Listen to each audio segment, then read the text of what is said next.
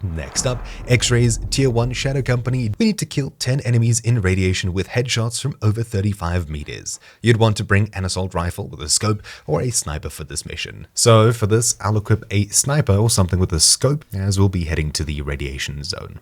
So what you want to do is head to Al Mazrah, as that has the biggest radiation zone, and it pretty much always has bots spawning inside of it, usually including the chemist, and using a scoped weapon. Preferably, you can quite easily get headshots from 35 meters plus. This man is, how far is he? 86 from 35, yeah. 1, 2, 3, ow. It wasn't a headshot. Those are 3 players, dog. There's 3 players sniping at us. How'd you get up here? What the? I'm gonna finish getting these. You like dead? You don't know. You're either alive or you're not alive. That's the scavenger chemist. 2 more.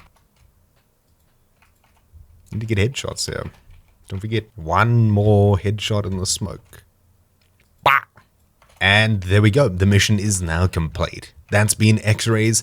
Thank you all for watching. My name's been Troubleshoot, and I'll see you all next time. Ciao.